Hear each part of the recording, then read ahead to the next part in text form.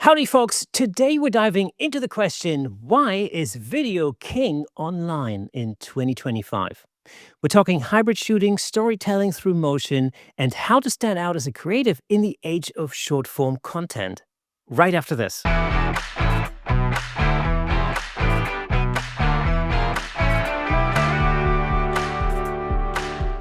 Welcome to Camera Shake, where we bring you the insider scoop on all things photography and videography, giving you a unique opportunity to stay ahead of the curve. We've spent literally hundreds of hours interviewing some of the most renowned photographers and filmmakers of our time, giving you access to knowledge and expertise that's not available anywhere else. As always, I'm your host, Kirsten Nuts, and if you're like me and you enjoy free podcast and YouTube content, you can become a supporter of the show by buying us a coffee over on buymeacoffee.com/camerashake to help us create more exciting episodes for you. But of course, you are more than welcome to say no, no hard feelings. Just know that your support really does make a difference. Now, without further ado, let's give it up for today's special guest, traveling photographer, videographer, and storyteller for the adventurous and laid back. Joining us all the way from Montana is the one and only Shayna Lloyd. Shayna, good to have you on the show. Hello, Kirsten. That was the most beautiful, gorgeous intro I've ever seen. What a fancy podcast. I'm so happy to be here and proud of you. This is amazing. Oh, thank you so much. Yeah, we're known for the intros. If it's not anything else, then the intro. I can see why. No, I'm obsessed. Already a new fan.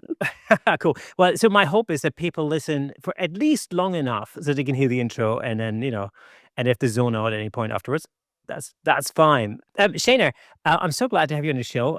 We're going to be talking about something really interesting for photographers, and that's actually video. Now, Yes. before we get into why photographers should really embrace video in 2025, now. Um, how let me just ask you, how did you first get into video? What was the thing that sort of drew you to video? Okay, so I am actually a failed YouTube blogger slash influencer. The market did not want me as their influencer, believe it or not.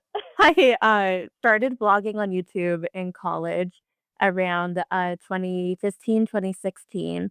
And that is when travel vlogs, travel diaries were really, really popular on the platform. So think a lot of like campy vlogging mixed with the most beautiful cinematic footage you've ever seen. I was obsessed with this content, and I thought, I don't have the means to be traveling all around the world, but I live in one of the most beautiful places in the world. So instead of travel diaries, I called it Montana Diaries, which ended up being my business name, and accidentally stumbled into incredible SEO, search engine optimization. So people, both outdoor brands and brides started contacting me to do video for their brands and their weddings, and I just kept saying yes. You're right, because I mentioned it in the intro. You're over in Montana, and I know that area a little bit because I have family over in Alberta, which shares a border with Yes, Montana. we're So basically Canadian. yeah, yeah, exactly. And of course, the Rockies go straight through to Montana. It's one of the most stunning, most beautiful parts of the world, to be honest with you. Especially if you like mountains and forests and and the great, wide open. So yeah, so you're in the perfect spot. It's a spot that people often dream about, when they live like I don't know, in a city. Absolutely. It's absolute dumb luck sailing upward, all of the things you can think of.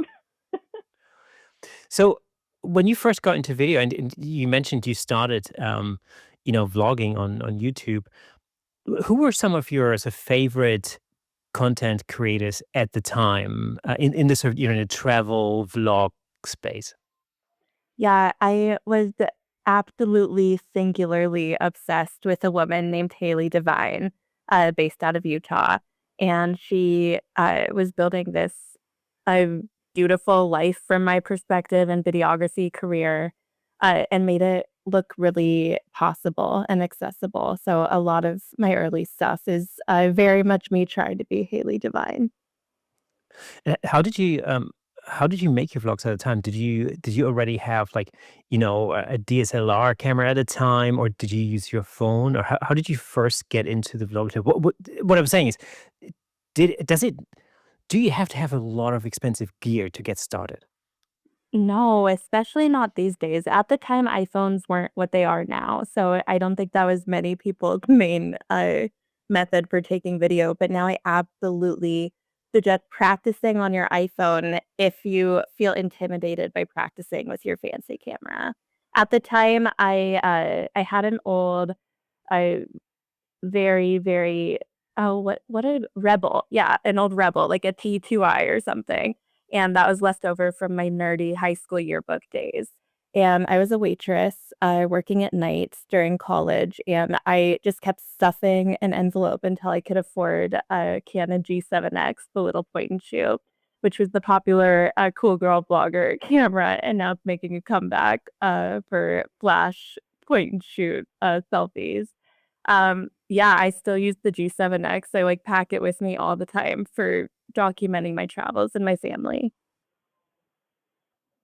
When I think back to, like, the early days, I mean, I wanna say the early days of YouTube, it's not really early days of YouTube. It's I think, when vlogging really became a thing, maybe sort of 10 years ago, um, whether it was Casey Neistat or, or early, Peter McKinnon, I remember, you know, Yeah. um, vlogging was really all the rage. It's basically just, taking people on a, like, I don't know, on a trip with you through your day. Um And then things changed quite a bit. I think maybe I don't know, maybe that, as a subject, maybe got a little oversaturated, or I'm not sure, what happened, but so stylistically, it kind of changed. And then there was this whole period when things became really super cinematic, if you remember, and especially when, Peter McKinnon sort of arrived on the scene. Yeah. Everything had to be shot in, like, slow motion, and, everything had to look as cinematic, as possible, with out of focus backgrounds, and if you couldn't shoot in 120 frames per second, then, For those of you on YouTube, you could see my facial reaction, I'm sure, and I'm laughing because I feel like a lot of my career is in direct response to what we call, like, the techie YouTube bros, that I I'm proof that you don't have to be fancy, that you can keep things as simple as possible, and people like, there are clients out there that appreciate, like, a more, like, charming home video style, like, blog style, product, and while I appreciate the artistry and the beauty of the perfection and the cinematic style that got really, really popular in the period and birthed, like, so many hundreds of unboxing men on YouTube saying you need the latest tech, uh, and saying, like, videos have to look a certain way in the industry. I also, like, want to make this early permission in the podcast that, like, I have been scrappy from the beginning. My style has always been very, campy with, like, a lower frame rate than what was popular at the time, and trends come and go, but, once you find your storytelling style, like, the right clients are gonna connect with you. 'Cause there are lots of different ways that you could approach video, and we'll talk in a minute. We'll talk about, why video in the first place. What is it that resonates, with people when it comes to video. Um, but the thing that I find really interesting is, we were talking about trends and, like, how things, became, like, really super high tech and very cinematic, and you had to have cameras that could shoot, 120 frames per second. And you had to have a gimbal at one point, and a drone. If you didn't have a drone, then you weren't a real, vlogger, all that kind of stuff. And it became really very techy and very intense, and also quite expensive, to be honest. You had to buy all these different things. Um, I'm probably a victim of those kind of trends myself, because I remember getting into those. The one thing that it has taught me, though, it has taught me a lot about filmmaking. Mhm. That in itself is pretty cool. But I also remember, and this is I'm segueing that to something that you're doing. I also remember the exact opposite extreme of that, because my granddad used to shoot 8 millimeter Super 8 What? film, no sound, and I remember seeing something. I saw you filming, like, Super 8 film, at one point. This these are stylistically, they're, and tech wise, they're, like, total extremes, and yet both of these extremes are strangely endearing in some way. What is it that attracts you to, the kind of Super 8 style, you know, um, what's it? I'm trying to think of a word. What is the word I'm thinking about? Retro. Dad The retro. cam, home video, vintage, retro. Yeah. That's the one. I Yeah. uh I actually okay, here's the drama about me is I actually had zero interest in Super 8 as a medium. My business partner from my education company, Hey Thrivers, the Super 8 girly, she took my course videography for photographers and was like, "That's great, Shayna, but I'm actually going the whole new direction doing Super 8." And she has crushed it with it. So there is a lot of her Super 8 integrated in my project when we work together. Me, I'm an impatient weirdo. I need no backlog. I need to not wait on film to come back, but I think it's lovely. But what attracts me to a sibling style, storytelling wise, uh, is that to me, it feels, uh, I always call my style a vlog mixed with an indie film because I'm not a purist and then I need things to feel completely raw and documentary all the time. To me, what attracts me to elements of that in my films is the fact that my clients can look at those films and actually remember what was happening and how they felt and what they were seeing, and not just remembering their days as posing for the most cinematic shot possible, if that makes sense. That's a really good point. And I remember, um, you describe your style as vlogs mixed with indie films. What does that mean for for those listeners? On audio in particular, just describe what that actually means stylistically. Like what does um how does that represent itself in your videos? The way I think about art is extremely tied to storytelling, and if you're listening to this rolling your eyes at the word art, I get it. I know we run a business and we're creating work for clients that it has to match your portfolio, so in a way, you're creating similar things over and over and over.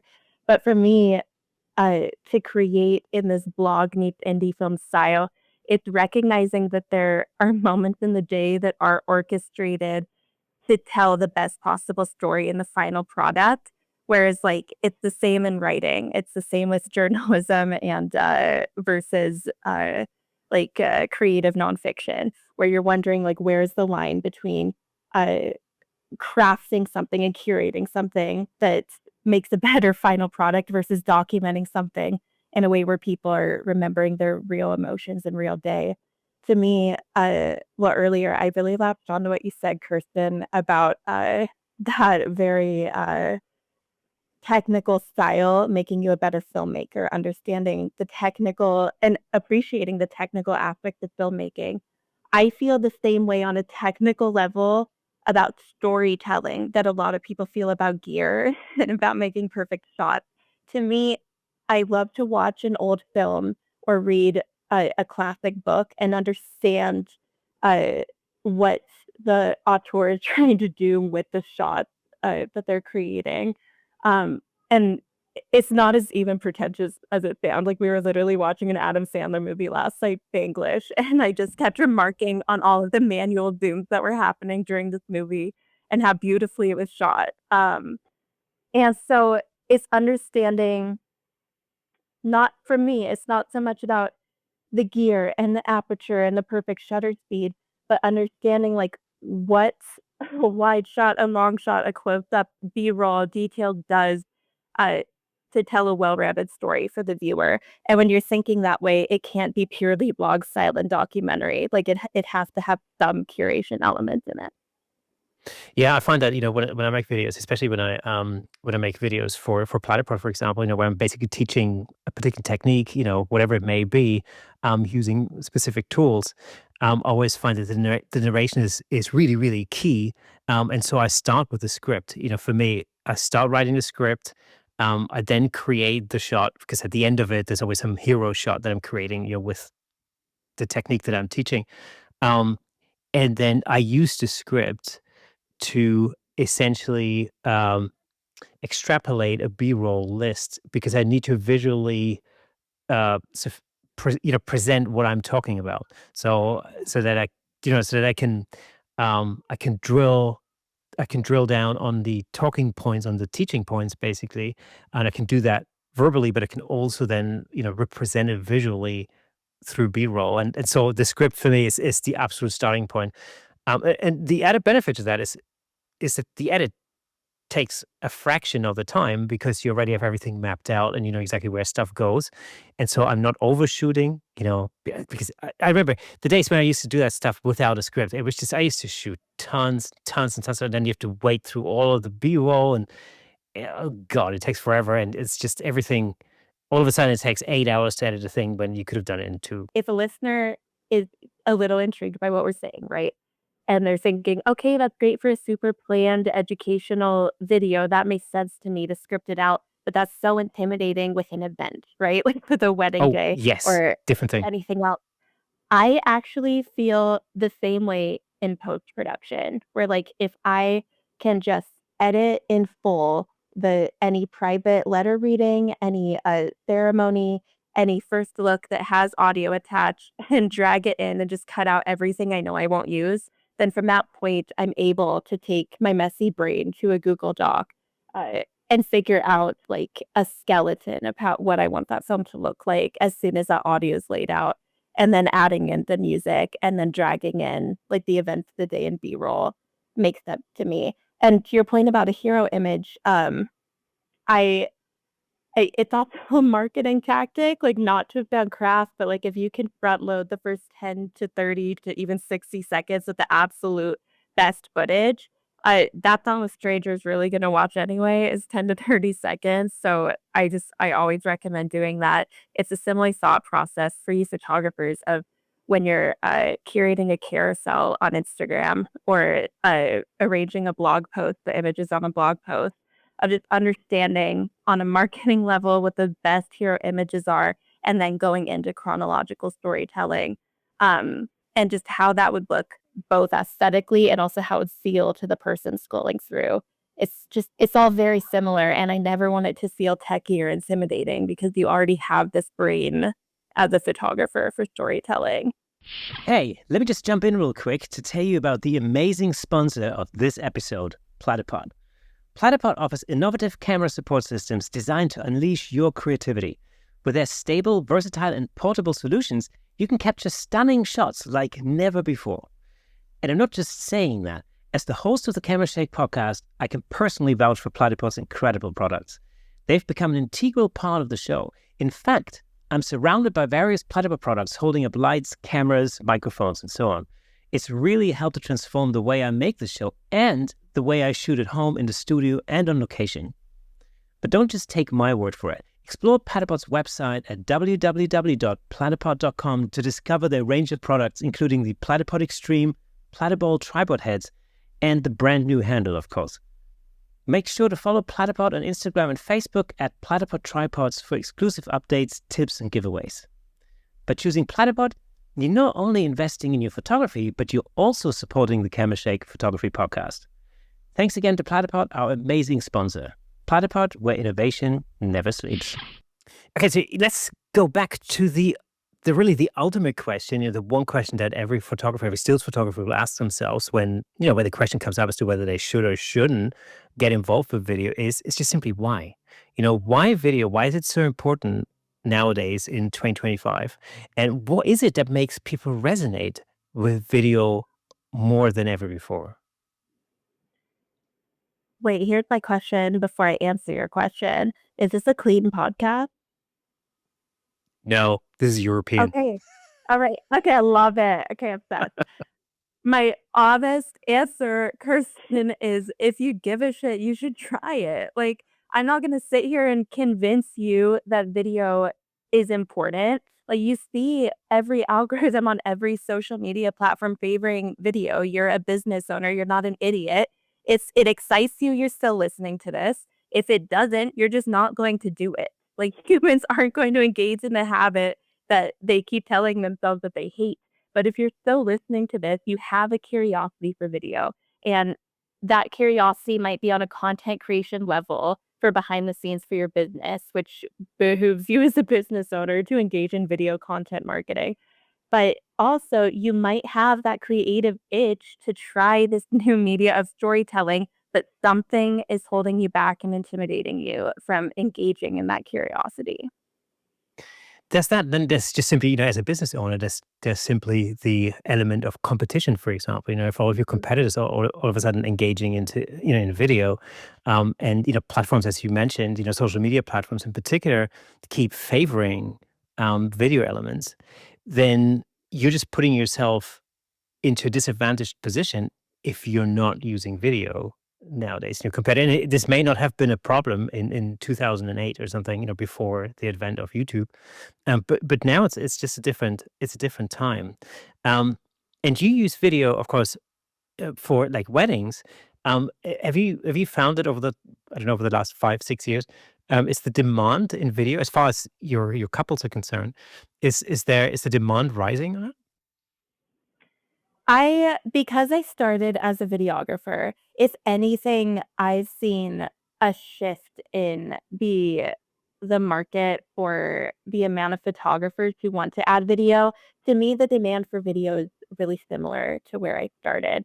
Um, Really, I think there's going with any industry, I hate, like, fear-mongering or saying, like, you have to do video to have an edge on the industry, but, like, there is a certain subset of clients who find it really attractive to have one point of content or contact with their coverage team, who maybe feel, they maybe feel just, icked out by the idea of being followed around by a 4 to 5-person content team, so the idea of a smaller team that can hybrid shoot is exciting for them.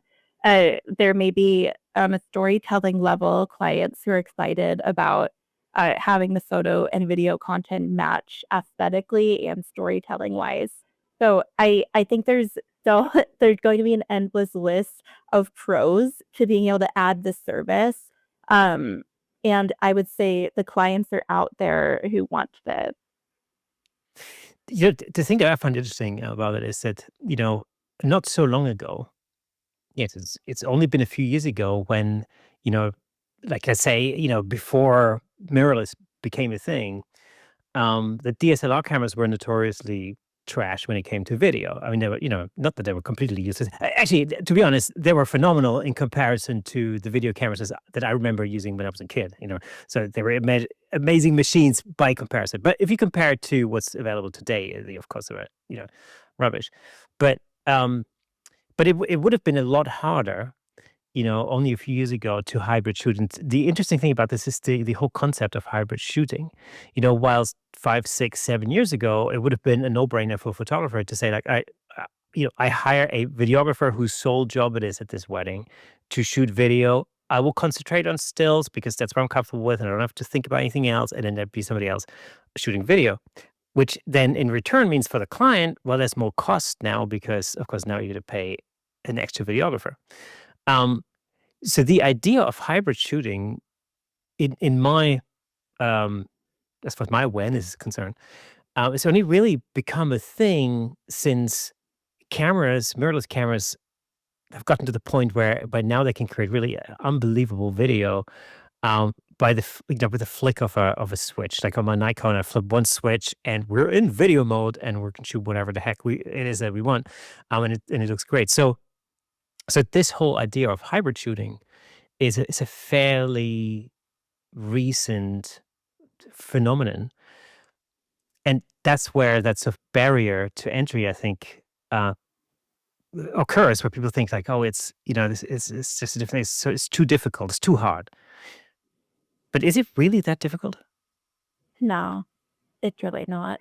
I think, I think to yes, and you Kirsten, the introduction of mirrorless cameras, and photographers coming on the scene, starting with mirrorless, has also brought on, it has brought on this new wave of photographers who think it's normal. I'm not saying normal derogatively. I'm just saying like your frame of reference that that are so trigger happy, you know? So we I'm seeing all these behind the scenes videos of photographers going through their workflow at their shoots and their fingers just constantly on the trigger, just taking like 10 seconds almost of just constant frames, right? So if we could just reframe our mindset while shooting, instead of thinking video's hard, I need to focus so hard on photo. If we could just slow down, are on a workflow level. And instead of taking those extra 5 seconds of constant photos with our mirrorless cameras and toggle over to video and replace that with 5 seconds of a video clip, after you prioritize photos, because I'm sure that's the higher ticket job that you were hired for, but then slowing down and taking that 5 second video clip instead of those extra 40 images of the same frame, then I think we could really start to rethink if hybrid shooting is possible. That's actually a really good point. I've gone through this very same experience only just recently. Because just as a backstory, I shoot boxing, shoot boxing matches sometimes. Um, and the thing there is, it's I don't shoot them for pleasure because to be honest, Mhm. I'm not really into like people, kicking their heads in. Um, I shoot it for money because I get paid for it. That's as simple as that. Um, but because these are commercial images, I have a shot list, so um, I have to deliver a particular set of images because on the other end, on the sales end, those are the kind of images that sell, and I basically then, sell the image afterwards. So there's some very particular shots that I need to get. And of course, when you first get into that, and really for the first year or two when I was doing this, I was hopelessly overshooting, because you just go, "Oh, I hope I get a shot, I hope I get," and then you just, you turn, if you turn on burst mode and off you go, and before you know it, you're shooting like thousands of images, when really you're really only delivering maybe 30 images tops per fight, you know, and in the beginning, I remember feeling really stressed about that, because I felt like I had to create all these images. Now I've been doing this for I don't know 7 years or something. Um, now I know exactly what shots I need to get, and I find myself standing around much more than actually shooting because I know that if I overshoot, this has a negative impact on everything else further down the food chain. So the way it works, for example, is that I have to after this basically imagine in one evening there might be 20, 25, sometimes up to 30 fights, right? And after every fight, so they're basically, 3 rounds. After 3 rounds, I basically pop my secondary SD card into a computer that sends the images to a printing station. They'll print, they'll create the images whilst the fight's happening so that, punters can spend money on the images. And so, and I pop in another SD card and I go and shoot the next fight, and then so I swap them over. And the thing is, the more images I shoot, the longer the transmission takes, and I need to be sure that all of these images have arrived at the printing station wirelessly by the time I come back to swap the card over. And if there's a knockout in the first round, very often if I overshoot, then there's a delay, and that's a pain in the neck. So this is just a little practical reason as to why I had to train myself to not overshoot. Kirsten, I just got excited for about 5 different reasons during that was such a beautiful example. I Anyone who knows me who's listening to this knows that I love sports and I love a sports analogy. So the thing with sports, like shooting sports that it teaches you, along with playing sports, like I highly recommend even recreationally getting into some sort of sport. But it shows you pattern recognition and anticipating what's about to happen. It Yes, makes big you a time. better storyteller, you know? And so if we bring this back into events in weddings or like even corporate events or shooting sports, if you can anticipate what is about to happen and you know as a professional that you are going to get that shot without anxiously overshooting it, then that also it gives you pattern recognition for things that can happen for video during transition periods that may not be as great to document for photo. Or with that, pattern recognition and anticipating what's going to happen, being able to quickly get your shot for photo before toggling over to video. And the second thing you mentioned, on a service level that excites me, is you learned in a very practical way that it is not serving your client or your team, your coverage team to overshoot because that's just more time having to cull through images.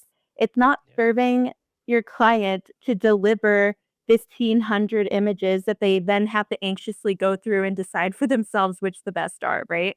It's not serving a client to deliver a 20-minute boring wedding video where they like you didn't cut through the fluff and tell the best possible story in the shortest amount of time. That is the definition of great storytelling is to be able to condense everything into the most powerful story in the shortest amount of time, reading, watching, consuming, whatever that is. That was a great example. I think that the other thing that could hold people back when it comes to making the transition to video is of course because the editing side of it. Once we've gotten past the okay, well, I know how to record video on my camera now. Now I'm going to have to somehow edit those videos as well. What's your what do you have a system or a particular workflow that allows you to first of all catalog those files, know what you're doing before you even start editing? Is there like a trick to it that would make it easier for people? So I have a separate workflow for my business, which is obviously a more produced final product than I suggest for photographers getting into hybrid shooting. For a new hybrid shooter, especially in the portfolio building stage, what I'm suggesting is little more than a glorified slideshow. So we can take away any scariness about capturing audio because I really suggest you worry about microphones and audio a little later in the practicing phase. So if we're just thinking about curating the strongest, tightest story in the shortest amount of time, then all that could mean could be to be creating a new sequence or a new project in whatever software you're working with and really getting uh using the cutting tool down with each of your clips to make them as tight and as effective as possible and arranging them much in the same way that you would arrange a carousel on Instagram or a blog post. Like we said earlier, prioritizing the best footage you got, front loading with that, and then more easily going into a more chronological way of storytelling after those best clips. How do you balance the expectations of your clients with your, more organic kind of vlog style? Do you do clients come to you because they favor your style, or is that something that you bring in from your side? How do you work that? I don't talk about it really at all. I think portfolio can do a lot of that communication for you, and personal branding, as much as many listeners might be cringing at that phrase, does a lot. I don't shy away from being messy in my daily stories. I use humor. I'm constantly cursing. I'm like showing the behind the scenes of what it's like to work with me very often, and that attracts a really specific type of client. I am expensive for my market. I have a really distinct voice and style, and the people who come to me are specifically coming to me for it. And I think I I think a lot of that is like to be helpful for a newer videographer, and like even a seasoned photographer who wants to start feeling this confidence is that is to release yourself from any idea of what you think industry standard is to really develop your style confidently and knowing that will set you apart in the market. And then on a practical level to understand a practical and legal level to understand that your only obligation to your next clients is to deliver work that is on par with or better than the work you showed them that made them hire you. And I think that will release you from a lot of perfectionism and anxiety to just know I showed them this work, this portfolio, and made them hire me, and I can deliver on that again. Because that's always the thing. It's I think when people think about you know, sort of streamlining their product, whether it's photography or whether it's video, it's either you go with what you think the market wants, or you do what you want to do and you just Yeah. find your ideal client. Yeah. So you can look at it either way. Um, how do you go about that? How do you find your ideal client? I m my entire business is in service of my ideal client finding me, I really, really believe in being as searchable as possible for the thing that you can offer to the market, and you need to be searchable in terms of location, in terms of venue, in terms of style, and in terms of deliverables. So, it's on a social media level, I talked about personal branding, but on a practical level, the way they even find me in the first place is searching in locations, what I do, which is photo, video, and hybrid shooting. And then, like, the people that aren't into my style and personality just self-select out of there from then. Do you shoot on your own, or do you have, is it a team you shoot with, or how does that normally work? Yeah, it depends on the project, obviously. I'm not a person that's super niche down into elopements, even though my branding looks like that sometimes. I take on a few large weddings per year, and if it's a really large, like bougie wedding, I prefer a three-person team.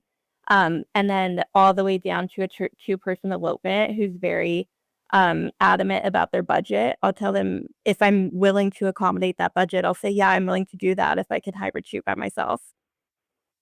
Yeah.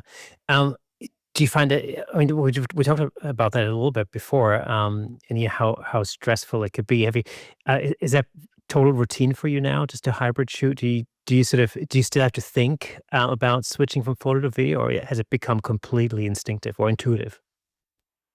It's pretty intuitive for me. I It's so systemized at this point. Um, and I'm so story first, you know?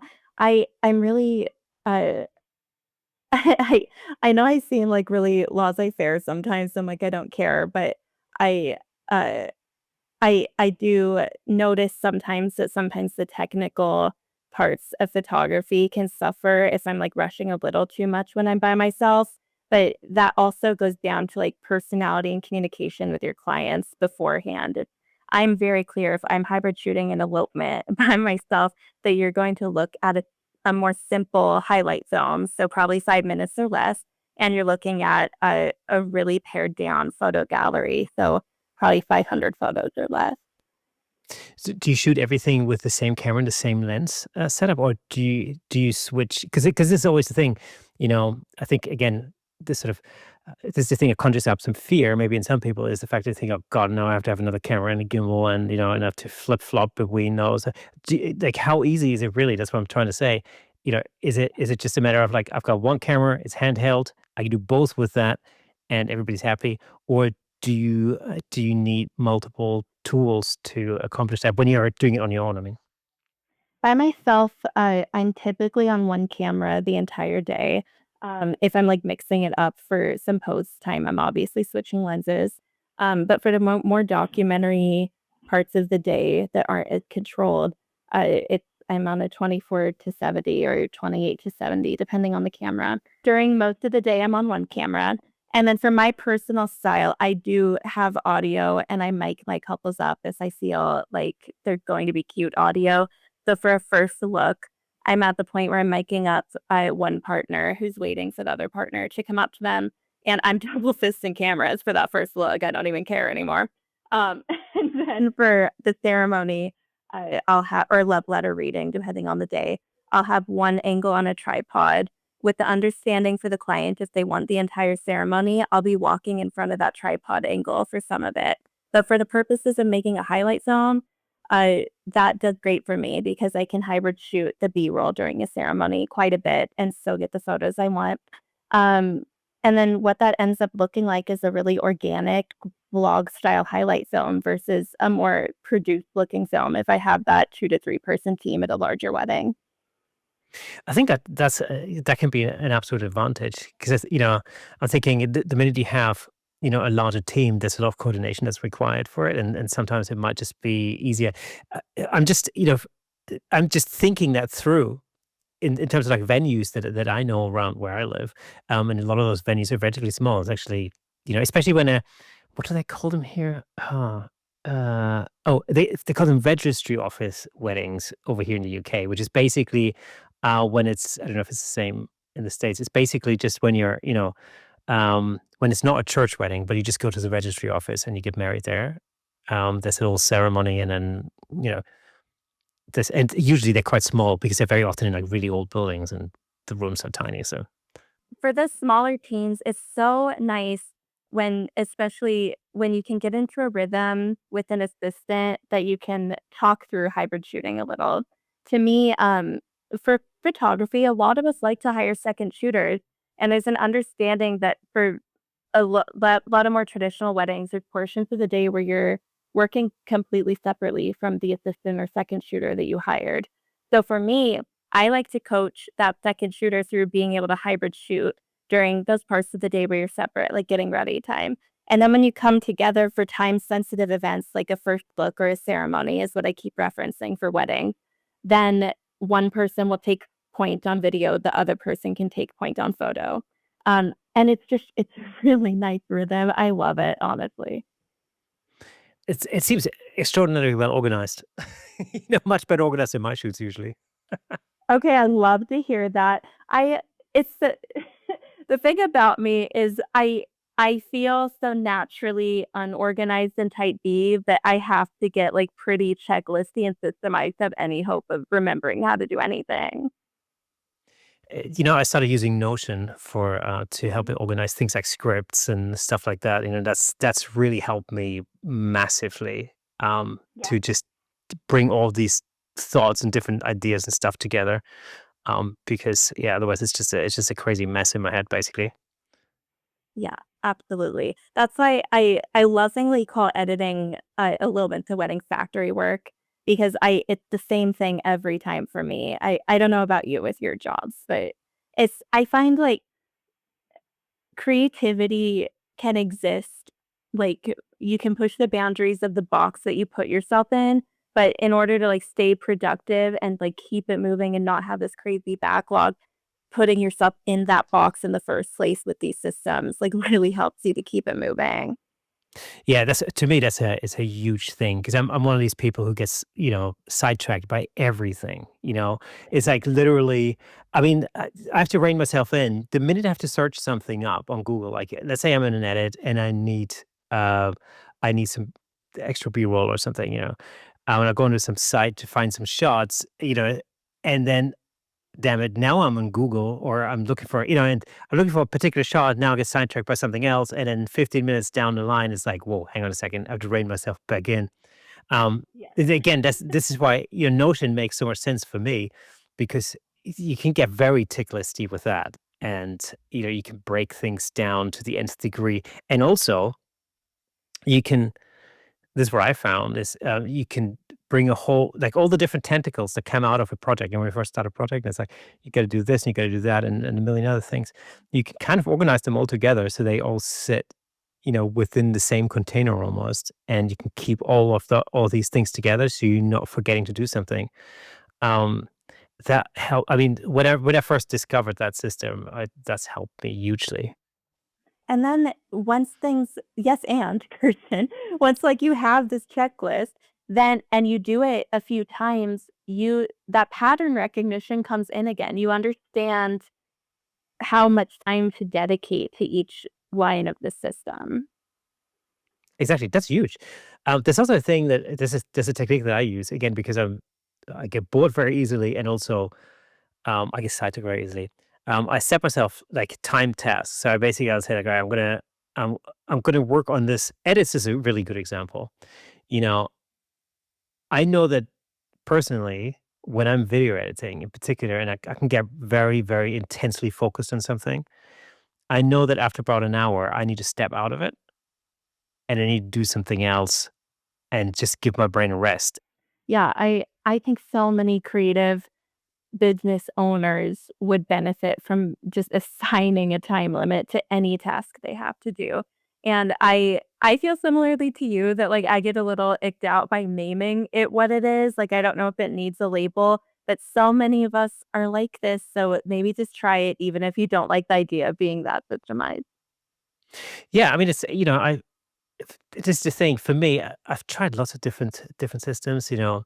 Um, I like to what's the word? I like to manualize a lot of tasks. Like I'm not really a big fan of having electronic systems. So I'm much more of a give me like you know I don't know an ink pen or something, and an old diary. I'm much more that kind of a person personally. But I did find Notion extremely helpful. I mentioned that Yeah, name, a lot of but people do. Yeah, for anybody who doesn't know what it is, check it out. It's Notion.io or something like that. If you type into Google, into the Google machine, you'll find it. It's basically a really great system to help you organize all of it. And this podcast is in no way sponsored by Notion. Although, if Notion were interested in sponsoring this podcast, then I wouldn't say no, because I do find it very useful. But yeah, it's a really it's an awesome thing that can help you organize yourself in lots of different ways. Not only in photography terms, but just generally with whatever it is that you have to do during the day. Um, yeah. So anyway, it helps me. If it helps anybody else, awesome. You've helped others embrace hybrid shooting. What do you think is the first hurdle that photographers face when they decide to add video? Just Intimidation by Peter McKinnon, probably. Yeah. No, I'm kidding. I love the YouTube bros that I'm constantly making fun of them because I think whenever there's a new thing you wanna try, a lot of us get into this, like, almost paralyzation because we over research how to do the thing instead of just practicing doing the thing in its simplest form. And so, to me, the most common thing I hear is, "I need this. I need this drone. I need this gimbal. I need this and this and this, and then I'll start." And to me, I'd say, "No, I think you're procrastinating by thinking you need all of this tech and all this extra stuff, and, that you would do well to just practice with the gear you already have handheld, and then if that even still seems intimidating to you, do your business marketing a favor and just practice with your iPhone because, that's gonna get you further than not doing anything." That's exactly it. You mentioned it earlier. Just practicing with the iPhone is actually a great idea because it just strips everything away, and you can just focus on actually telling a story, with video. Yeah, agreed, and what is literally the worst thing that can happen? You come away from the event or the job that you're shooting with 4 or 5 iPhone clips, then you're like, "Oh, no, I can't make a full video out of this." I'm like, "No, that's 5 TikToks where you can market your business. Like, good job, you did it." And again, this is actually a really valuable thing because it's not just about producing one product, the video that goes to the client. There's a lot more to it because now you can multi-purpose that content and turn it into social media, collateral that you can use to market your own business as well. Yes, and even further than that, you can use it to serve your clients further in your vendor team by if you don't have the energy that night or the next day to send sneak peeks of your final product, then just send them the iPhone content and say, "Here's to get you excited, use it for whatever you want." And you've built so much goodwill with your clients and with other vendors and workers at the job. The sneak peek thing again, super awesome idea. I should really remember to do that much more often. Yeah. Dang it. No, I can't tell you how many times a lot of my work is traveling, and I'm, like, on a plane the next day, but you know how much appreciation I get when I just send the iPhone content that I took. Everyone needs it. And also, it's so readily accepted today as well. This is the other thing again, we're just talking about barriers to entry. Basically, one of the things I think that I'm sure lots of people are thinking is like, God, if I start a video, I also have to know about audio and lighting and editing and all these different things. Um, when really just to get started, you can do that on a much simpler level. Let's talk about audio for a second. I remember you mentioned earlier that you sometimes mic your couples up. How much emphasis do you put on the audio when you're creating, let's say, a wedding highlight video, for example? For me, audio's everything. And you're listening to this and you're saying, "Fuck off, Shayna, you just told me to make a glorified slideshow in the practicing phase." There's so much value in the glorified slideshow, but when you're ready, I'm I'm the biggest Fraggle in the world, like, those little Muppets that are, like, disgusting and messy and everything, that's me. I have these little, like, tiny Tascam sound recorders that you can clip onto your couple and then clip, like, a tiny lav mic onto their collar. That is how I capture audio almost exclusively. I'm not out here, like, plugging into sound systems or doing anything crazy with audio. And in the practicing phase, because I'm so into keeping it simple. If you really want to practice the storytelling audio, if you're not afraid of messy action, you can use the voice memo app on your iPhone. And I know I keep using weddings as my main example. That's the main thing that I shoot. But think about this in your style, in your creative way, whether you're shooting a corporate event or a sporting event, like there's some sort of storytelling audio you can capture with your iPhone. For my process, um, I am completely focused on laying out the storytelling audio in the order I want it before doing anything else in my final film. So I am completely dragging in a ceremony, a love letter reading, a first look, speeches from the reception, and doing a call on that. Um, immediately. So I'm taking out literally everything I know I won't use and then arranging it for the best possible story in the shortest amount of time. Then once I have that, I'm thinking about how I want the film to feel and if I need to go grab any like ambient noise based off of the location of the shoot to just help the storytelling. From there, I'm front loading, as I said, the beginning of the video with the best footage possible. And then from there, I'm honestly pretty chronological, but I'll break the chronological nature of the film when I know I have footage that matches the audio of what was said.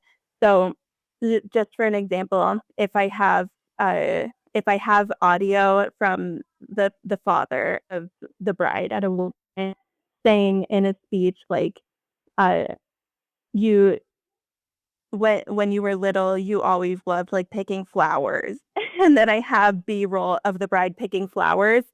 Even if it's not chronological for the story, I'll obviously put that footage like, over where the father of the bride is saying that. Does that make sense? Yeah, absolutely. It's basically showing whatever the verbal content is, in Yes. imagery. Yes, and this is where me being a factory comes in because I do this every single project with laying out the audio in the way that I think is most effective storytelling wise and front loading with the best footage and then going chronological except where it makes sense with what the audio is saying. And that way, like, it still holds interest for me where it's not completely chronological, but we always find that storytelling thread again in between those bouts of not being chronological. Have you ever shot a wedding and then you come back home and you realize that the audio was completely off? Like I don't know, mic was scratchy or something like that. Yeah. That's That's where my trust issues with plugging into DJ's sound systems came in.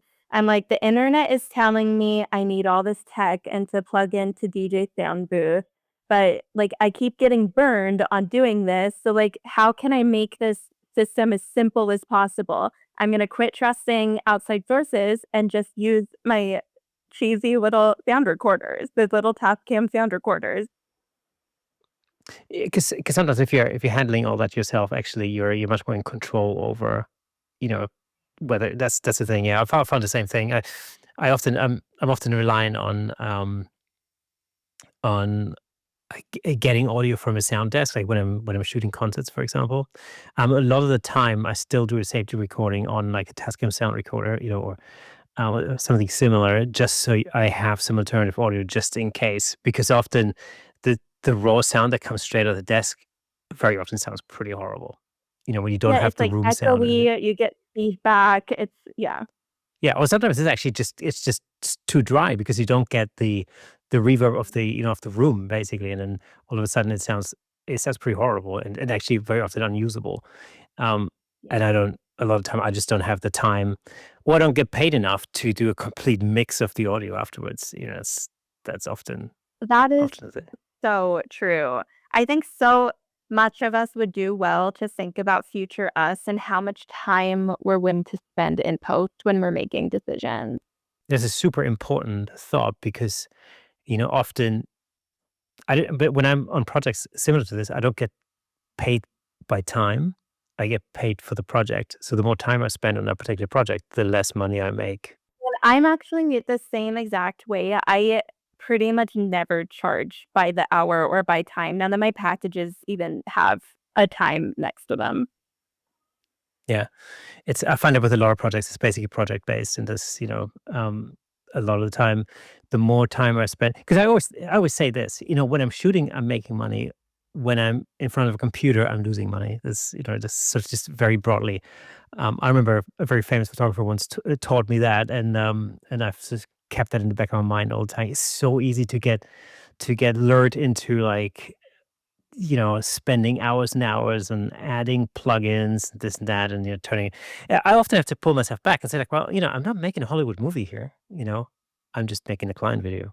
What's next for you in Montana Diaries? What's the plan for the rest of 2025 and looking forward to 2026?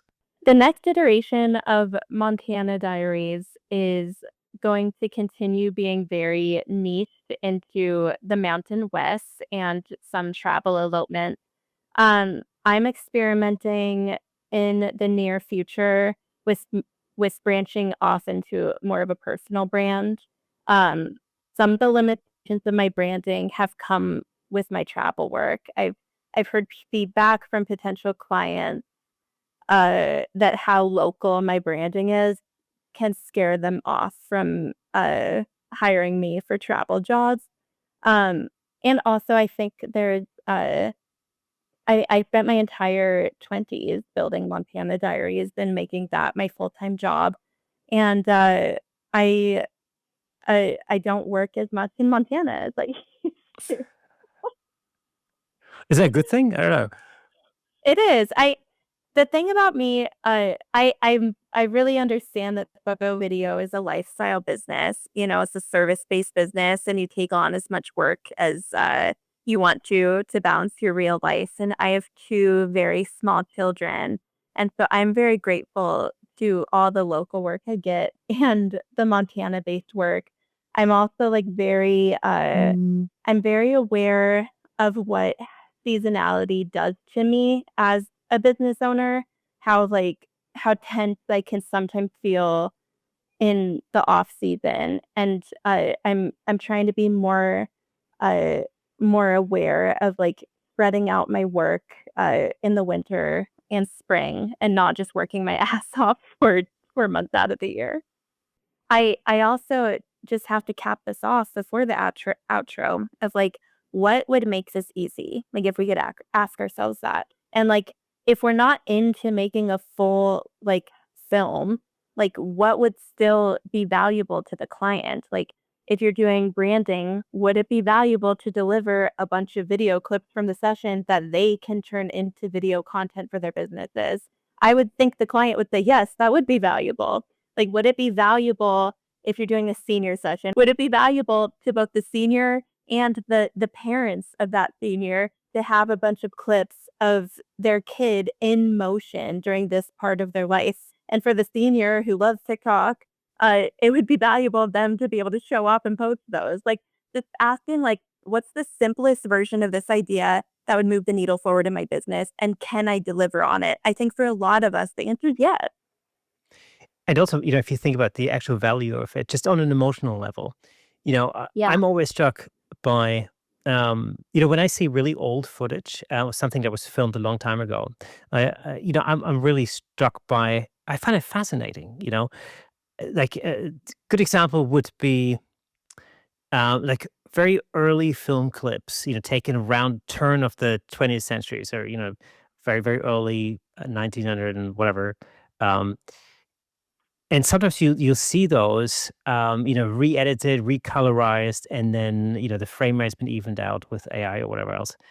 And you watch those, and it's like a time machine. It's like a window into a different time. And I find that super super fascinating. When you see like um, London in the 1890s, for example. I saw a thing. I think it was San Francisco actually. It's super interesting. Somebody's put a camera on the back of a cable car. It may have been New York City. I can't remember. But basically, the cable car was just doing its thing, um, and so you could see all these like horse-drawn carriages, sometimes or very early automobiles, just lining up behind that cable car. And you look at the people in the car. It's just such an interesting thing to see. It's a very simple, obviously very very simple shot, but it's just really interesting to get that window to a different time. You know, so that from a legacy perspective, being able to actually see. The other thing is of course now we see AI generated videos off of stills photographs. Mm. Where you have, like, I don't know, a photo of Abraham Lincoln or something, and all of a sudden he starts moving, and you go, "Oh, that's kind of that's interesting." Um, why wouldn't you want to preserve that? That sort of that kind of material from when I don't know, when your child was born, or when you got married, because in 40, 50 years time, you'll be looking back at that, and it'll have a completely different impact than the stills photo would have. Although probably by that time you could probably reanimate any stills photos ever taken. Maybe it doesn't matter anymore. I don't Yeah. know. That's yeah, let's talk about that in 5 to 10 years. I just to get weird and sentimental, I think, like, even thinking back to old photographs where obviously the shutter's so slow and, you'd have to stand so still and stoically in order to get a clear photo, and a lot of people just was a you were of the mindset that, that a photograph, like, takes a bit of your soul, right? And I think, like, that can even come into modern technology a bit where we're so obsessed even with, like, a posed, candid looking photo that that it's not that an incredible candid or, like, artistic photograph doesn't exist. I see them every day. It's more that you can't put on airs for more than a few seconds with a video. That the reason we start to feel more emotional more easily when it comes to a video is it's by nature so authentic to the moment, like, it's the subject in motion. There's a real thing. I'll tell you a quick story. And I'm pretty sure I've told this on the podcast before, but when I was a teenager, I used to film a lot. I was basically my dad and my grandmother were stills photographers, and I rebelled when I was a teenager, and I got into video. And so I had during my teens, I had a video camera literally surgically attached to my forehead. I was just filming everything. The most randomly um, boring things, like my parents playing tennis, for example, right? Or like, somebody comes around for coffee or something. It's really completely unimportant things. And a little while ago, my mom found a box of 8 millimeter videotapes. So the format I used back then was video 8, 8 millimeter video. But she found a box of these tapes in the basement, and so she sent them over to me.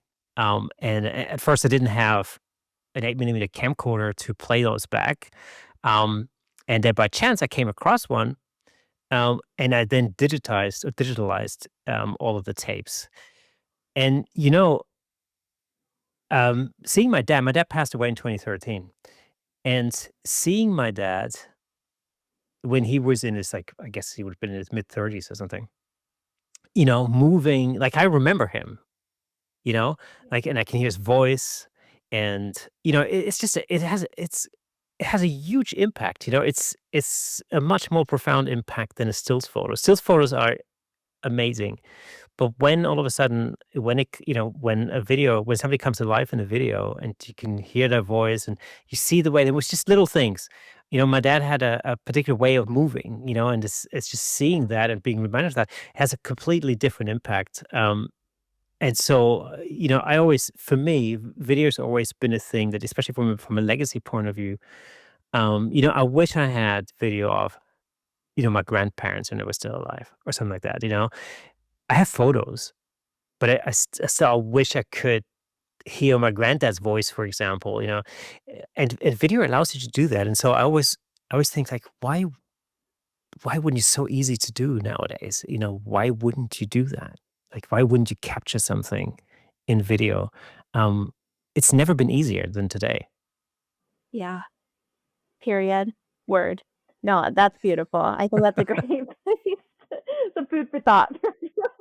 Cool. Shayna, it's been an absolute pleasure. I know we've had a ton of internet connection issues today, in this episode, and if it feels like something was, there were a bunch of jump cuts here and there, that's why. But it's just something that, it's just part of the podcasting game, and it's just not something that we can control. So apologies for that. Anybody who's been watching on on YouTube. Hopefully, for those of you listening on audio, hopefully I've been clever enough to disguise those cuts as perfect as possible. But Shayna, thank you so much for being our guest on the Camera Shake podcast this week. Okay, folks, that's it for today. What an incredible chat with Shayna Lloyd. And as always, before we go, let me just recommend another episode I think you'll enjoy. Check out episode 253, where I explore fine art photography with Anya Anti. I'm sure you'll love it. If you enjoy our content, consider supporting us on buymeacoffee.com/camerashake to help us continue creating and bringing you more exciting episodes. It really does mean the world to us. And for those of you listening to the audio version of this podcast, did you know that there's a fully fledged video version over on YouTube with plenty of examples of our guest photography and video work in full Technicolor? You should by now, because I keep mentioning it all the time. So all you have to do is head over to YouTube, search for Camera Shake Podcast, and you'll be able to watch all past episodes right there. And if you're already on YouTube, drop us a comment, hit the like button, ring the bell, and share with your friends. Your engagement helps us reach a wider audience all over the world. So thank you for listening and watching. And remember, a new episode drops every Thursday. So make sure you mark that on your calendars, diaries, whatever your kids use these days. Until next time, keep shaking things up in the world of photography. See you next Thursday.